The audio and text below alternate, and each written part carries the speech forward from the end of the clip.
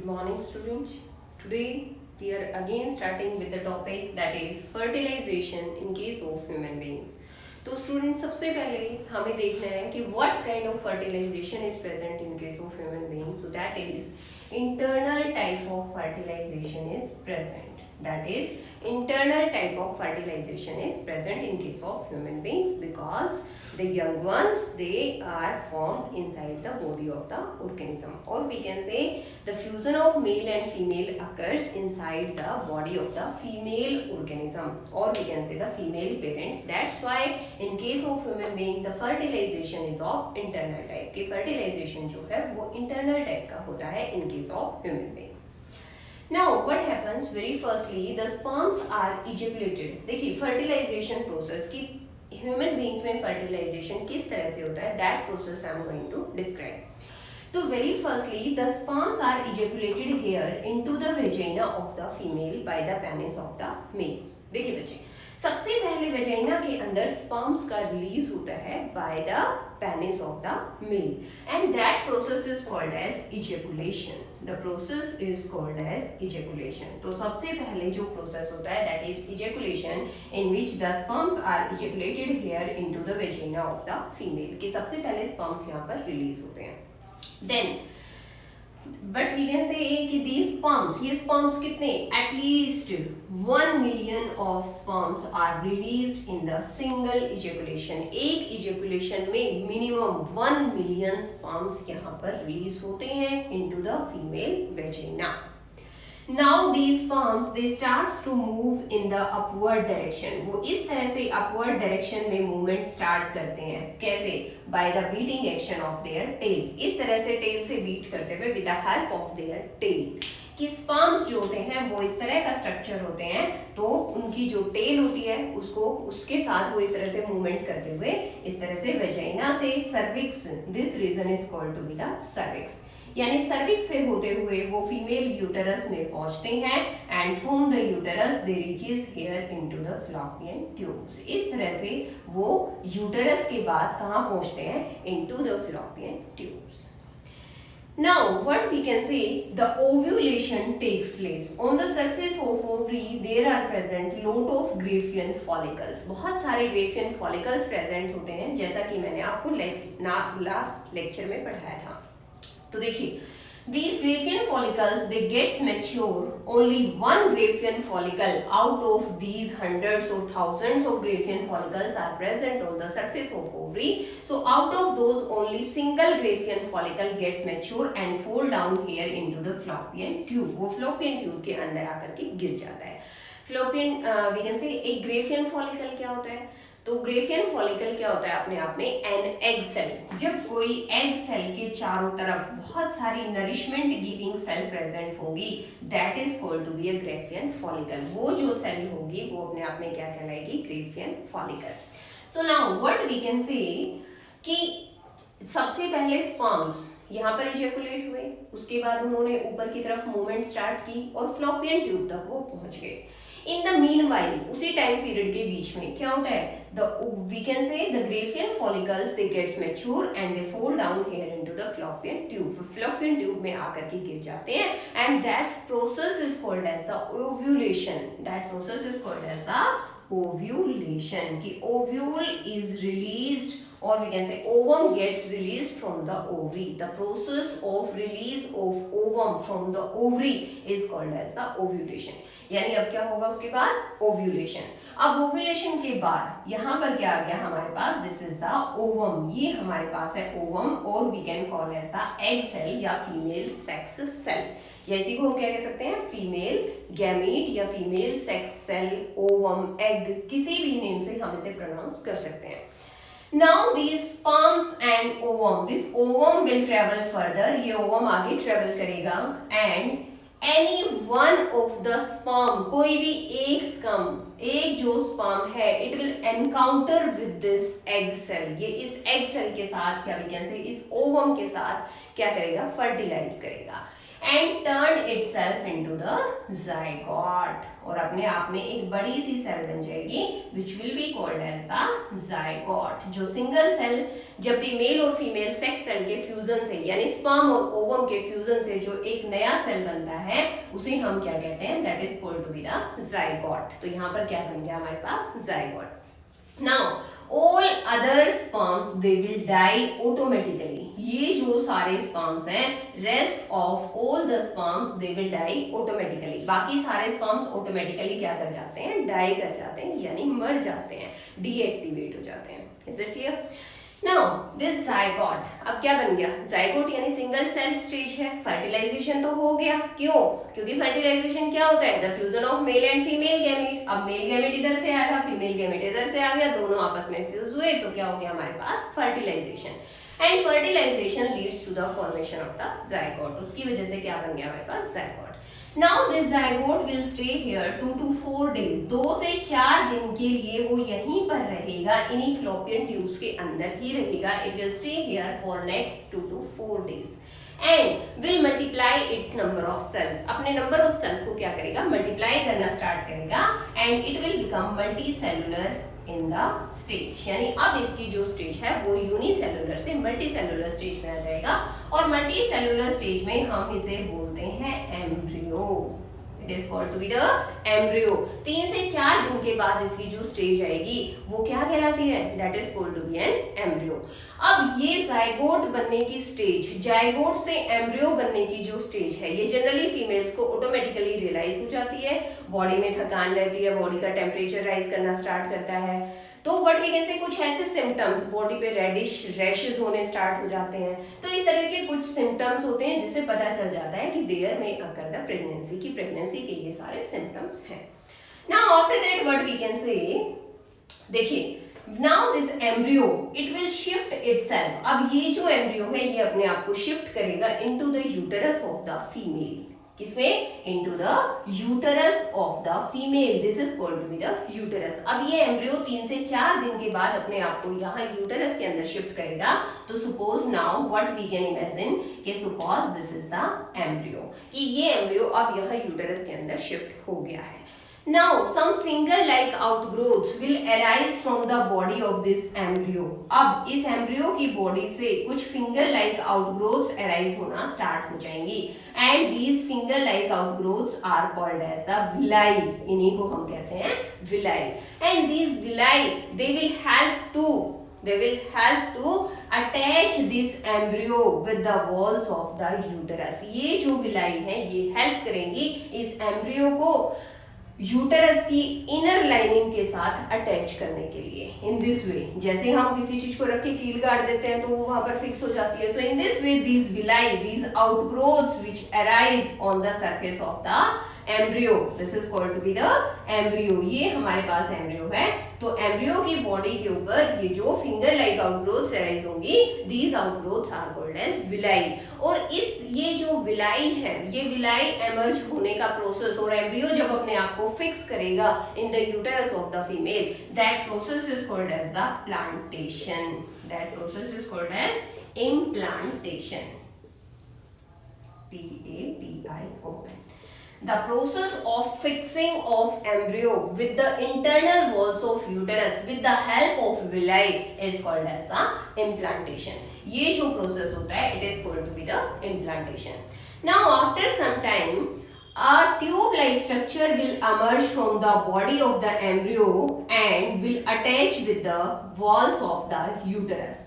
एक tube like structure embryo की body से अराइज होगा and it will attach with the inner wall of the uterus. ये uterus inner wall of the uterus के साथ attach कर जाएगा and that tube like structure is called as placenta, जिसे हम हिंदी में कहते हैं ओरनाल। तो बच्चे की ओरनाल यहाँ पर डेवलप होती है। जो फीटस होता है, फीटस की ओरनाल, एम्ब्रियो से एक ट्यूब लाइक स्ट्रक्चर एमर्ज होता है और वो ट्यूब लाइक स्ट्रक्चर कनेक्ट करेगा एम्ब्रियो को, किससे, with the inner wall of the uterus and that tube like structure is called as the placenta. अब प्लेसेंटा के बीचों बीच एक और ट्यूब होती है विच इज वेरी थिन, बहुत पतली सी एक और ट्यूब होती है which is very thin and narrow and that is called as the umbilical cord. This is umbilical cord, ये अम्बिलिकल कोड होती है। This placenta it is semi permeable in the nature, ये सेमी परमिएबल होती है। 9th class में आपने पढ़ा था कि सेमी परमिएबल का मीनिंग क्या होता है, कि which allow only the selected substances to get inside और we can say to cross through the wall layers. तो ये देखिए यहाँ पर because it is semi permeable in the nature, क्योंकि प्लेसेंटा सेमी परमिएबल होता है, तो प्लेसेंटा क्या करेगा कि मदर के ब्लड में, क्योंकि देखिए यहाँ पर क्या है, बहुत सारी ब्लड लेयर्स है जो आफ्टर एवरी 28 डेज, हर 28 दिन के बाद यूटेरस अपने आप को ब्लड लेयर्स के साथ तैयार करता है।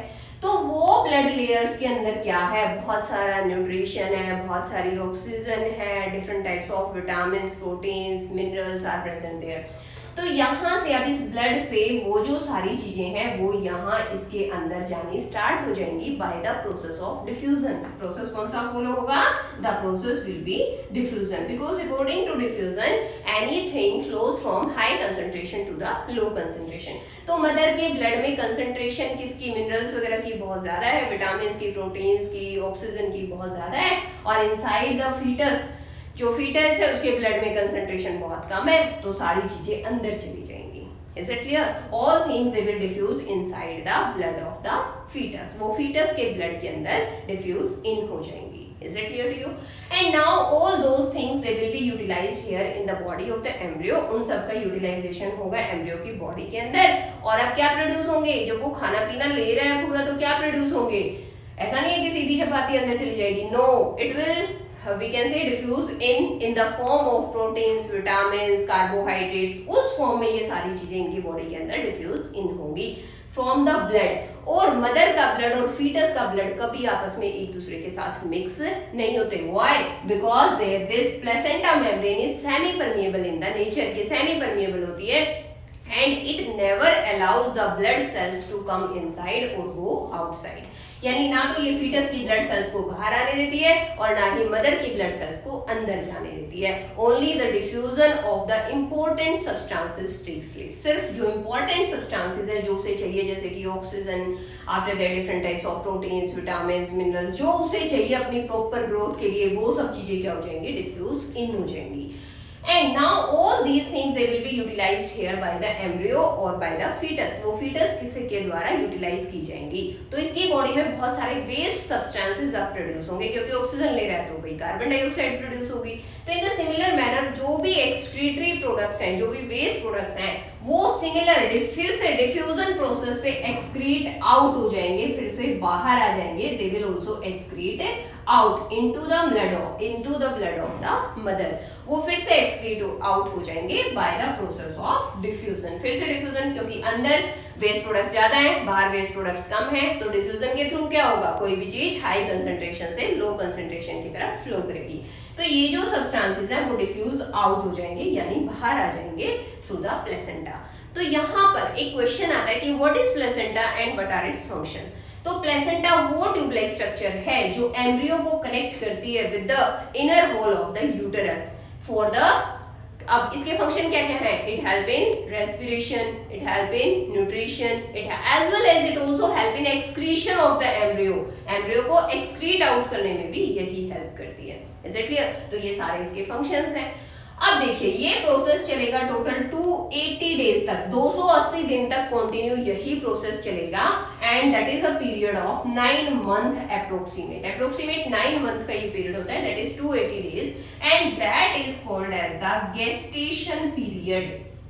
That is called as the gestation period. तो ये गेस्टेशन पीरियड जब तक कंप्लीट नहीं होता तब तक एम्ब्रियो अंदर ही रहता है और अपनी फुल ग्रोथ अटेन करता है। जितना इसको ग्रो करना होता है, सारे बॉडी फीचर्स डेवलप हो जाते हैं, हाथ, पैर, आंख, नाक, कान, सब यहाँ पर डेवलपमेंट इसकी कंप्लीट हो जाती है, यानी ये अपनी ग्रोथ को यहाँ पर क्या करता है, कंप्लीट करता है for the 280 days.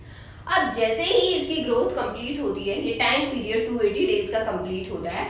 Now these walls of the uterus, ये जो इनर वॉल है यूटेरस की, they start a vigorous contraction, एक vigorous contraction, यहाँ पर कुछ एंजाइम्स एक्टिवेट होते हैं और उन एंजाइम्स की एक्टिवेशन की वजह से यूटेरस वॉल्स जो है वो कॉन्ट्रैक्ट करना स्टार्ट करती हैं, which is called to be a vigorous contraction and it is also said to be the very painful process। Now what we can say this we can say this is the foetus. अभी जब ये fully grow कर जाएगा तो हम इसे क्या कहेंगे, एम्ब्रियो नहीं कहेंगे, अब हम इसे फीटस कहेंगे। Now this foetus will travel down through the birth canal. This total is called to be the birth canal.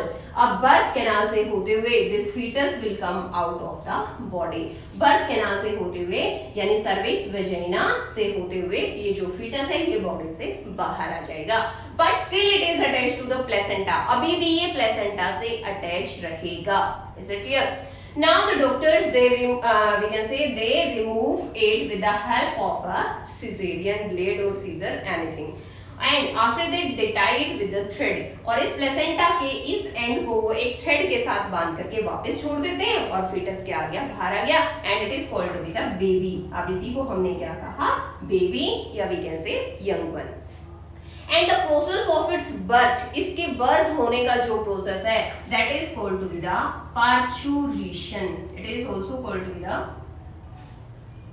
parturition. The process is called to be the parturition, यानी delivery of the fetus takes place. In this way the delivery of the fetus takes place.